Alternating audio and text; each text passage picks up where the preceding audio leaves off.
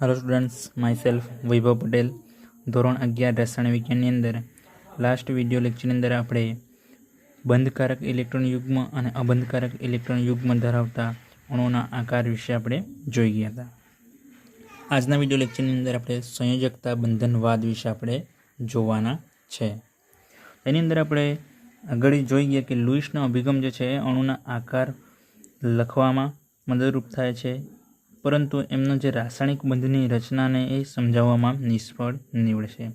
તથા લુઈસનો અભિગમ જે છે એ બંધની વિયોજન એન્થાલ્પી તથા બંધની લંબાઈમાં તફાવત વિશે અમુક અણુઓ માટે કારણ દર્શાવતો નથી, તથા તે કેટલાક અણુઓ જેવા કે હાઇડ્રોજનનો અણુ છે કે જેને વિયોજન એન્થાલ્પી આપણે જોઈએ તો 435.8 કિલો જૂલ પર મોલ અને એની બંધ લંબાઈ આપણને કેટલી જોવા મળશે 74 પિકોમીટર જેટલી આપણને જોવા મળશે। એ જ પ્રમાણે ફ્લોરિનનો પરમાણુ છે તો ફ્લોરિનનો અણુ છે તો ફ્લોરિનના અણુની બંધ વિયોજન એન્થાલ્પી આપણને 155 કિલો જૂલ પર મોલ જોવા મળશે અને એની બંધ લંબાઈ 144 પિકોમીટર જેટલી આપણને જોવા મળશે। તો અહીંયા આગળ આપણે જોઈ શકીએ કે હાઇડ્રોજન અણુ અને ફ્લોરિનના અણુની અંદર બંધ વિયોજન એન્થાલ્પી અને બંધ લંબાઈની અંદર આપણને અલગ અલગ તફાવત જોવા મળશે। તો એ શા માટે છે એનું કારણ દર્શાવતો નથી। અહીંયા આગળ આપણે જોઈ શકીએ કે હાઇડ્રોજન અને ફ્લોરિનના પરમાણુ જે છે એ બંનેની અંદર સહસંયોજક બંધ જોડાયેલો આપણને જોવા મળશે કે જેની અંદર ઇલેક્ટ્રોન જે છે એ ઇલેક્ટ્રોનની ભાગીદારીથી રચાયેલો જોવા મળશે કે તે આગળ પણ આપણે એની અંદર જોઈ ગયા। તથા તે બહુપરમાણીય અણુના આકાર માટે પણ કોઈ માહિતી આપતો નથી। ત્યાર પછી આપણે આગળના વિડીયોની અંદર આપણે VSEPR સિદ્ધાંત વિશે જોઈ ગયા કે VSEPR સિદ્ધાંત જે છે સાદા અણુની ભૂમિતિ આપે છે, પરંતુ અહીં આગળ એ VSEPR સિદ્ધાંત જે છે સૈદ્ધાંતિક રીતે સમજાવી શકતો નથી તથા તેની કેટલીક મર્યાદાઓ પણ આપણને જોવા મળશે અને આ મર્યાદાને પાર કરવા માટે આપણે બે અગત્યના સિદ્ધાંત વિશે જોવાના છે કે જે ક્વોન્ટમ યાંત્રિકીય સિદ્ધાંતના પાયા ઉપર રચાયેલો આપણને જોવા મળશે। જેની અંદર પહેલો સિદ્ધાંત આપણે જોવાના છે સંયોજકતા બંધનવાદ। સંયોજકતા બંધનવાદ અને બીજો છે આણ્વીય કક્ષકવાદ।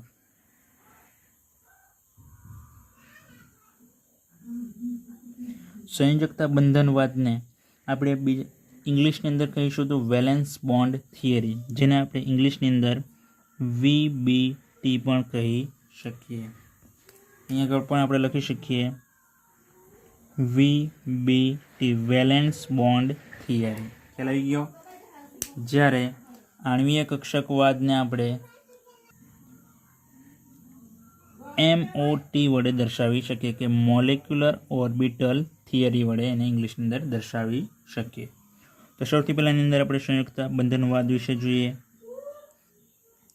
જેની અંદર સંયોજકતા બંધનવાદ જે છે એ ઈસવીસન 1927ની અંદર હિટલર અને લંડન નામના વૈજ્ઞાનિકે દાખલ કરેલો।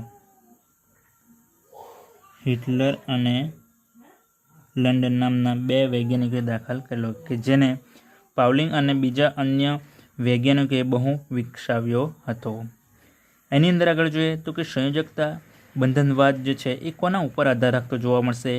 તો એ પરમાણુની કક્ષકો છે, તત્વોની ઇલેક્ટ્રોનની રચના છે, પરમાણુ કક્ષકોનું અતિવ્યાપન કે જેને ઓવરલેપિંગ કહેશે એટલે કે સંમિશ્રણ થશે તેના ઉપર આધાર રાખશે। ત્યાર પછી પરમાણુ કક્ષકોના સંકરણ અને વિચરણ એટલે વેરિએશન કે અલગ અલગ જાતો ઉપર આપણને આધાર રાખતો જોવા મળશે તથા અધ્યારોપણ ઉપર પણ આધાર રાખતો આપણને જોવા મળશે। આટલી બધી બાબતો ઉપર જો આધાર રાખશે તો અહીં આગળ આપણે જોઈ શકીએ કે સંયોજકતા બંધનવાદ જે છે ખૂબ જ મોટું આપણને જોવા મળશે, જેથી અહીં આગળ આપણે ખાલી ફક્ત એના માત્ર ગુણાત્મક અને બિનગાણિતીય રીતે જ આપણે એને જોવાના છે। તો એને આપણે એકદમ સરળ રીતે સમજવા માટે હાઇડ્રોજન અણુની રચના કરીને આપણે એની અંદર બધા અણુ હાઇડ્રોજન અણુ જે છે સૌથી સરળ અણુ છે, જેથી આપણે હાઇડ્રોજનનો અણુ લઈને એ સંયુક્ત બંધનવાદ વિશે સમજીશું. તો શરૂઆત કરીએ સંયુક્ત બંધનવાદની અંદર. ધારો કે અહીંયા આગળ હાઇડ્રોજનના 2 પરમાણુ છે.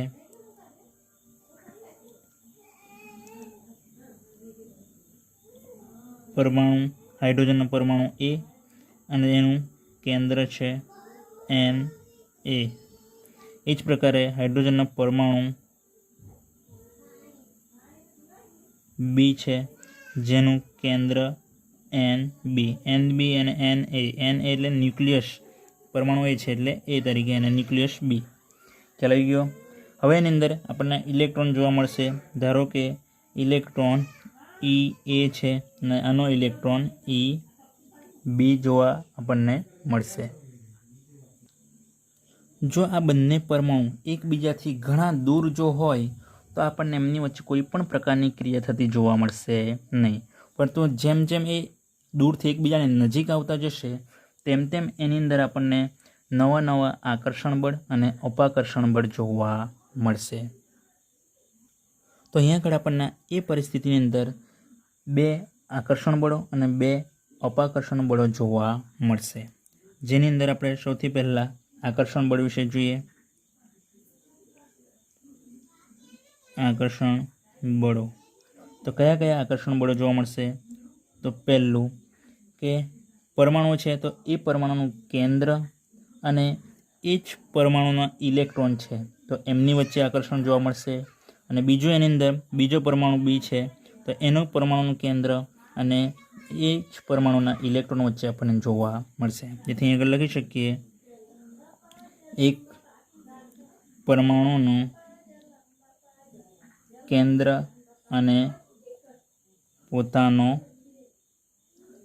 ઇલેક્ટ્રોન, એટલે કે Na અને Ea અને Nb અને Eb વચ્ચે આપણને આકર્ષણ બળ જોવા મળશે. બીજું કયું આકર્ષણ બળ જોવા મળશે? બીજું આકર્ષણ બળ જોઈએ તો એક પરમાણુનું કેન્દ્ર અને બીજા પરમાણુના ઇલેક્ટ્રોન વચ્ચે, એ જ પ્રમાણે બીજા પરમાણુનું કેન્દ્ર અને પહેલા પરમાણુના ઇલેક્ટ્રોન વચ્ચે આપણને આકર્ષણ બળ જોવા મળશે. તેથી અહીં આગળ લખી શકીએ એક પરમાણુનું કેન્દ્ર અને બીજા પરમાણુનો ઇલેક્ટ્રોન, એટલે કે Na અને Eb વચ્ચે આકર્ષણ જોવા મળશે અને Nb અને Ea વચ્ચે આપણને આકર્ષણ બળ જોવા મળશે. ખ્યાલ આવી ગયો વિદ્યાર્થી મિત્રો? એ જ પ્રકારે અહીંયા આગળ આપણને 2 અપાકર્ષણ બળો જોવા મળશે. એ અપાકર્ષણ બળો કોની વચ્ચે જોવા મળશે? તો પહેલું છે બંને પરમાણુના ઇલેક્ટ્રોન વચ્ચે જોવા મળશે, કે આ બંને પરમાણુ છે એમના ઇલેક્ટ્રોન વચ્ચે જોવા મળશે. બંને પરમાણુના ઇલેક્ટ્રોન વચ્ચે, એટલે કે Ea અને Eb વચ્ચે. એ જ પ્રકારે બીજું અપાકર્ષણ બંને પરમાણુના કેન્દ્ર વચ્ચે, બંને પરમાણુના કેન્દ્ર વચ્ચે. તો એ પરમાણુનું કેન્દ્ર શું છે? Na અને Nb વચ્ચે અપાકર્ષણ બળ જોવા મળશે. તો આ પ્રકારે અહીંયા આગળ 2 આકર્ષણ બળો અને 2 અપાકર્ષણ બળો જોવા મળશે. તો એને આપણે આકૃતિ વડે સમજીશું તો આપણને વધારે ખ્યાલ આવશે. તો અહીંયા આગળ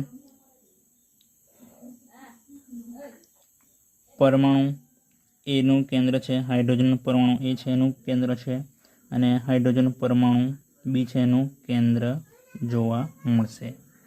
હવે ઇલેક્ટ્રોન જે છે એ ઇલેક્ટ્રોન Ea કે જે ઋણ વીજભાર ધરાવશે એ પરમાણુ એનો ઇલેક્ટ્રોન છે અને બીજો ઇલેક્ટ્રોન ઋણ વીજભારવાળો Eb જે પરમાણુ બીનો ઇલેક્ટ્રોન છે. તો શરૂઆતમાં આપણને શું જોવા મળશે? પરમાણુ એનો કેન્દ્ર અને ઇલેક્ટ્રોન વચ્ચે આપણને આકર્ષણ બળ જોવા મળશે. જેથી અહીંયા આગળ આપણે એને ડોટેડ લાઇન વડે દર્શાવીશું કે બંને એકબીજાની નજીક આવશે। એ જ પ્રકારે અહીંયા આગળ પણ આપણને એકબીજાની નજીક આવતા જોવા મળશે, જેને આપણે ડોટેડ લાઇન વડે દર્શાવીશું। હવે શું કરશું, હાઇડ્રોજન પરમાણુ બંને એકબીજાની જેમ જેમ નજીક આવતા જશે, કે આ બંને પરમાણુ એકબીજાની નજીક આવતા જશે, તેમ તેમ શું થશે, તો કે આ પરમાણુ હાઇડ્રોજન પરમાણુ એનું કેન્દ્ર અને હાઇડ્રોજન પરમાણુનું બી છે એનું ઇલેક્ટ્રોન વચ્ચે પણ આપણને આકર્ષણ બળ જોવા મળશે, જેથી એમની વચ્ચે પણ આપણને બંધ રચાતો જોવા મળશે, જેથી અહીં આગળ આપણને નવા આકર્ષણ બળો જોવા મળશે। આ પ્રકારે અહીં આગળ આપણને નવા આકર્ષણ બળો જોવા મળશે। એ જ પ્રકારે અહીં આગળ પણ આપણને નવા આકર્ષણ બળો જોવા મળશે આ પ્રકારે, જેથી ડોટેડ લાઇનવાળા જે છે એ જૂના આકર્ષણ બળો છે,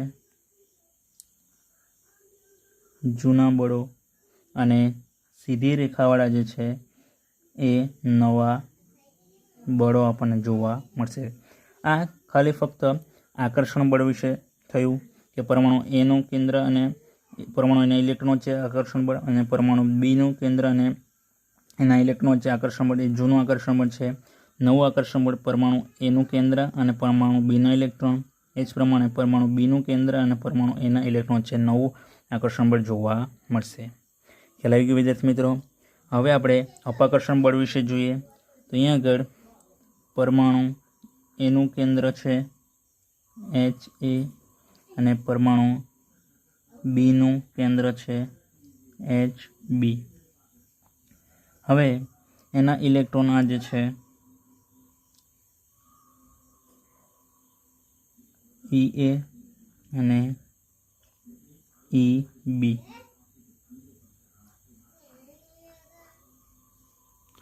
જો અહીંયા આગળ આપણને આ અપાકર્ષણ કોની કોની વચ્ચે જોવા મળશે, તો આ બંને કેન્દ્રો વચ્ચે જોવા મળશે, જેથી અહીંયા આગળ એમની વચ્ચે આપણને અપાકર્ષણ રચાતું જોવા મળશે। એ જ પ્રકારે આ બંને ઇલેક્ટ્રોન વચ્ચે આપણને અપાકર્ષણ થતું જોવા મળશે।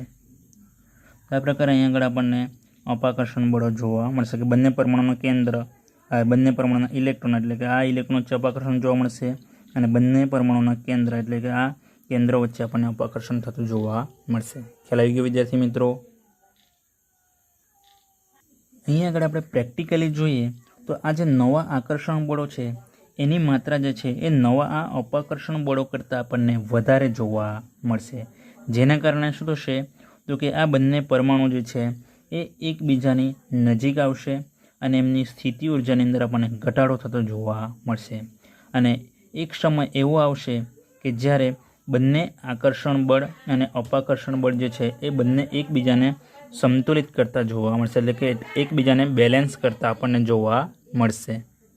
અને આ જે પ્રણાલી કે આ જે પ્રક્રિયા જે છે એ ઓછામાં ઓછી એટલે કે નિમ્નતમ ઉર્જા પ્રાપ્ત કરતી જોવા મળશે।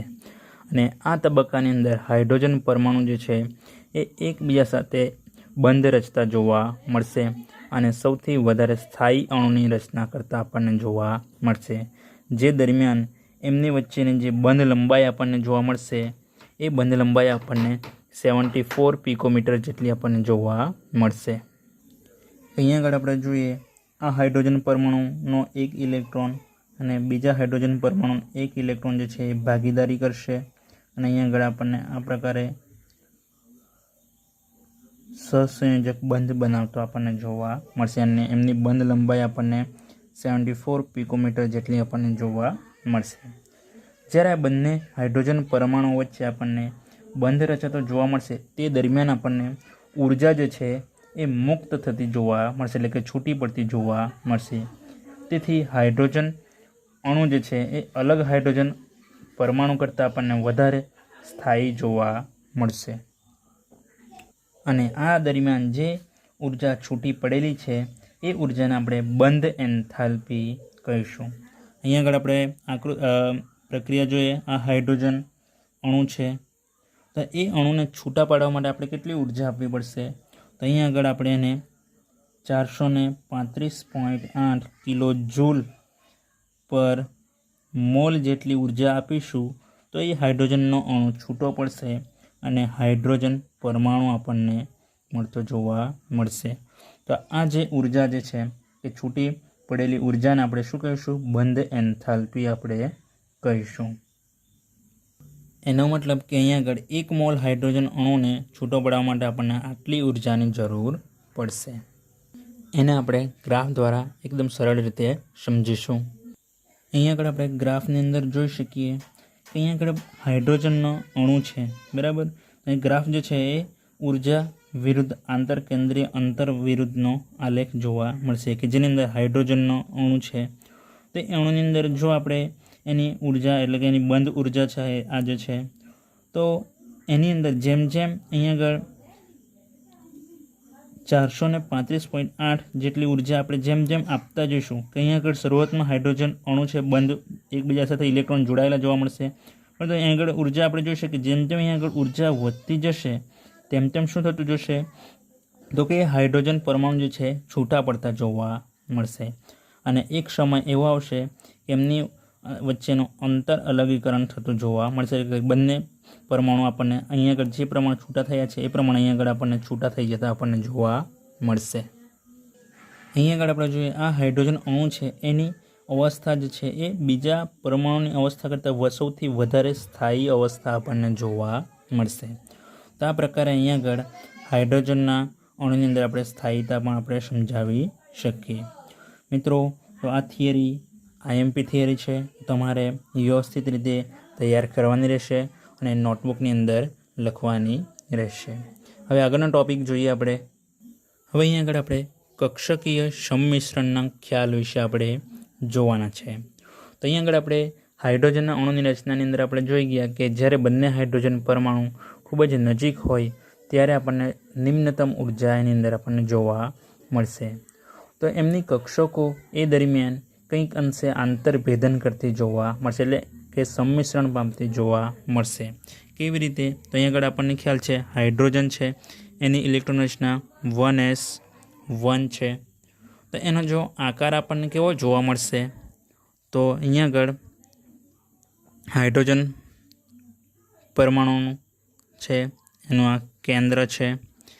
એ જ પ્રકારે હાઇડ્રોજન અણુ બનશે તો અહીંયા આગળ બીજો હાઇડ્રોજન પરમાણુ અહીંયા આગળ જોડાતો આપણને જોવા મળશે અને એનું આ કેન્દ્ર આપણને જોવા મળશે. કે અહીંયા આગળ બીજો હાઇડ્રોજન પરમાણુ 1s1, તો અહીં આગળ આ બંનેના એક એક ઇલેક્ટ્રોન જે છે એ એક એક ઇલેક્ટ્રોનની ભાગીદારી થઈને એમની વચ્ચે અહીંયા આગળ આપણને બંધ બનતો આપણને જોવા મળશે. કે અહીંયા આગળ આપણે કહી શકીએ કે 1s કક્ષક જે છે હાઇડ્રોજન એ કક્ષકો વચ્ચે આપણને આંતરભેદન થયું એમ કહેવાશે. અથવા તો એને આપણે આંશિક આંતરભેદનને આપણે પરમાણુની કે હાઇડ્રોજન પરમાણુ છે તો હાઇડ્રોજન પરમાણુની પરમાણુય કક્ષકોનું સંમિશ્રણ કહેવાશે કે જેમની વચ્ચે આપણને સહસંયોજક બંધ જોવા મળશે અને એની અંદર એક એક ઇલેક્ટ્રોન જોડાશે, એટલે કે ઇલેક્ટ્રોનનું યુગ્મ છે એમ આપણે કહીશું. બીજું કંઈ આગળ સંમિશ્રણ જે છે એ સંમિશ્રણની માત્રા સહસંયોજક બળનું સામર્થ્ય નક્કી કરે છે એમ આપણે કહીશું. એનો મતલબ શું? કે જેમ કક્ષકો એકબીજા સાથે વધારે પ્રમાણમાં સંમિશ્રણ થયેલી જોવા મળશે તેમ વધારે પરમાણુઓ વચ્ચે કે બંને પરમાણુની અંદર વધારે પ્રમાણમાં બંધનું સામર્થ્ય આપણને જોવા મળશે. એટલે કે જેમ વધારે સંમિશ્રણ પામશે તેમ બંધ વધારે મજબૂત આપણને જોવા મળશે. આથી અહીંયા આગળ આપણે કક્ષકીય સંમિશ્રણના ખ્યાલથી બે પરમાણુ કે અહીંયા આગળ બે પરમાણુ વચ્ચે રહેલા સહસંયોજક બંધની જે રચના જે છે એ રચના વિરુદ્ધ ભ્રમણ ધરાવતા સંયોજકતા ઇલેક્ટ્રોન યુગ્મને કારણે પરિણામે છે એમ આપણે કહી શકીએ. કે વિરુદ્ધ ભ્રમણ આપણે જોઈ શકીએ કે હાઇડ્રોજનનો અણુ છે તો એની ઇલેક્ટ્રોનની રચના લખવી હોય તો 1s2 આપણને જોવા મળશે. તો અહીંયા આગળ એમના ભ્રમણ એકબીજાથી કેવા જોવા મળશે? વિરુદ્ધ ભ્રમણ જોવા મળશે. તો એના કારણે અહીંયા આગળ આપણને સહસંયોજક બંધની રચના જોવા મળશે. ખ્યાલ આવી ગયો વિદ્યાર્થી મિત્રો? હવે આગળનો ટોપિક આપણે જોવાના છે બંધના દિશાત્મક ગુણધર્મો વિશે આપણે જોવાના છે.